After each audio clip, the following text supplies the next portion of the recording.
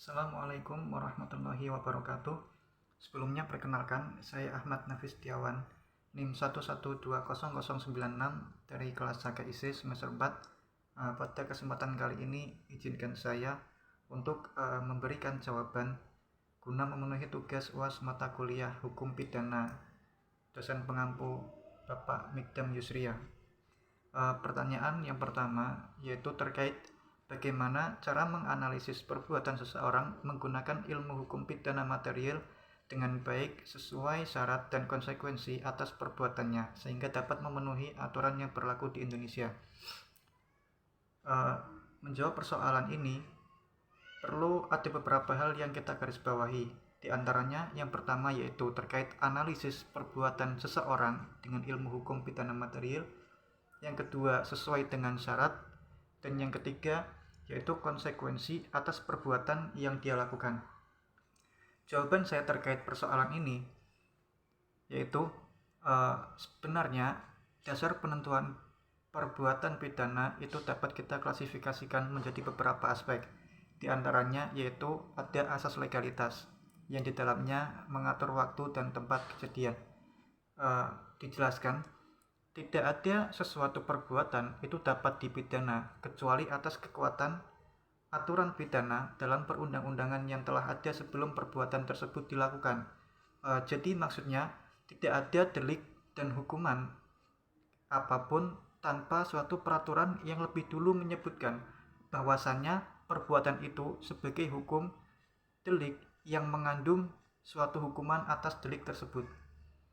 Jadi maksudnya sebelum menjatuhkan hukuman itu harus ada undang-undangnya terlebih dahulu. Asas-asasnya antara lain yaitu nullum delictum sine lege, lex temporus delicti, dan non-retroaktif.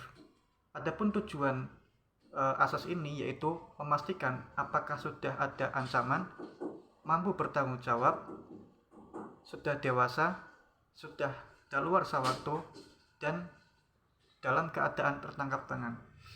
Nah, dalam pasal 1 KUH pidana itu dijelaskan jika ada perubahan undang-undang maka diambil hukuman yang paling ringan atau meringankan terdakwa. Dalam kasus tersebut dapat berlaku surut, yaitu sebagai tanda kutip penyimpangan atas non-retroaktif. Di antaranya yaitu ketika ada perubahan dan menguntungkan terdakwa. Asas selanjutnya yaitu asas teritorial. Dalam pasal 2 KUH pidana dijelaskan berlaku bagi pelaku di Indonesia, dan di pasal 3 disebutkan bahwasanya berlaku bagi pelaku di luar negeri akan tetapi dalam kendaraan air atau udara di Indonesia. Intinya di mana saja kamu tinggal, nah disitulah hukum harus ditaati. Untuk tujuannya yaitu mempermudah tempat dan perjelasan kejaksaan atau yang merumuskan hukuman tersebut. Untuk poin yang kedua yaitu rumusan tindak pidana dalam undang-undang. Disebutkan bahwasannya ada beberapa unsur, yaitu yang pertama unsur tingkah laku atau perbuatan, dan yang kedua yaitu unsur melawan hukum. Unsur melawan hukum di sini disebutkan yaitu hukum formil yang dirumuskan dalam undang-undang dan hukum material yang tidak dirumuskan atau dirumuskan akan tetapi jika melawan hukum maka dapat ditindaklanjuti pidana. Poin yang ketiga yaitu harus adanya kesalahan. Di antaranya yaitu unsur kesalahan melakukan tindak pidana dilakukan di atas umur tertentu dan mampu bertanggung jawab, dilakukan dengan sengaja atau kealpaan, dan tidak ada alasan pemaaf. Dan bentuk kesalahan itu antara lain sengaja atau delus, dan lalai atau kulpa. Poin yang keempat yang perlu kita garis bawahi yaitu tanggung jawab. Sistem pertanggungjawaban pidana untuk sistem yang sekarang ini itu pelaku bisa dipidana tidak hanya berpatokan pada perbuatannya saja, melainkan juga orangnya tersebut harus diselidiki. Artinya untuk penjatuhan hukuman pidana itu disyaratkan adanya kesalahan perbuatan dan pelakunya.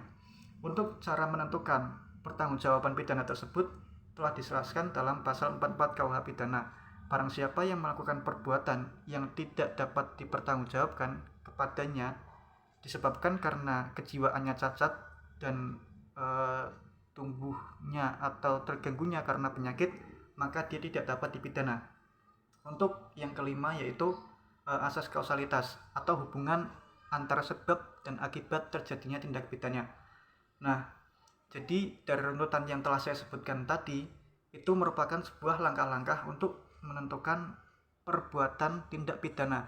Jadi tidak hanya dapat menilai dari satu aspek saja, melainkan kita harus meliputi seluruh aspek seperti yang sudah saya jelaskan tadi. Untuk pertanyaannya nomor 2, yaitu bagaimana harapan Anda mengenai hukum pidana material di Indonesia pada masa yang akan datang. Sebelum masuk ke pembahasan pokok, saya ingin mengeneralisir terlebih dahulu. Indonesia ialah negara yang menganut sistem civil law atau Eropa kontinental, yang merupakan produk Eropa yang berpegang kepada kodifikasi undang-undang yang menjadi sumber hukum utama. Nah, selain itu, sistem ini bersifat inkonstitusional, yaitu hakim mempunyai peranan besar dalam mengarahkan dan memutus suatu perkara yang ditanganinya, yang notabene berbeda dengan sistem perbuatan Inggris. Nah, menurut saya, dengan ditopangnya kemajuan zaman seperti sekarang ini, sebaiknya sudah tidak terlalu terpaku lagi dengan sistem hukum yang ada. Akan tetapi, apabila dirasa sistem tersebut sudah tidak relevan dalam satu pokok permasalahan, maka sistem tersebut disalah dihilangkan.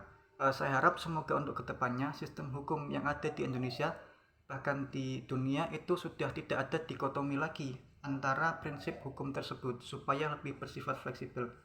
Nah, kembali ke topik pembahasan, keinginan saya terhadap undang-undang yang sekarang masih berlaku di Indonesia, seperti contohnya di dalam KUH pidana yang sekarang berlaku, itu tidak semua bangunan atau konstruksi konsepsional sistem hukum pidana atau ajaran hukum pidana umum itu dirumuskan di dalam bagian umum buku 1.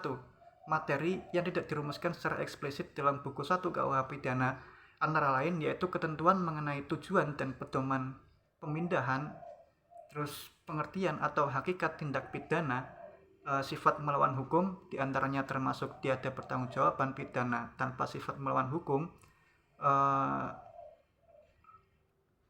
Terus ada asas ketiadaan sama sekali sifat melawan hukum secara material.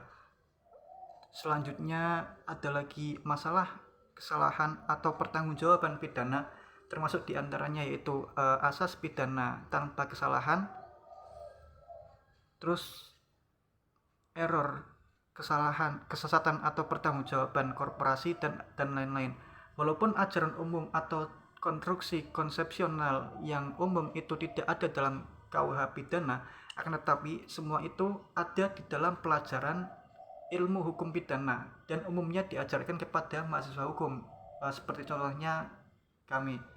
Namun karena tidak tercantum secara tegas atau eksplisit dalam KUH pidana, maka konstruksi tersebut sering dilupakan, bahkan kemungkinan diharamkan dalam praktik atau putusan pengadilan.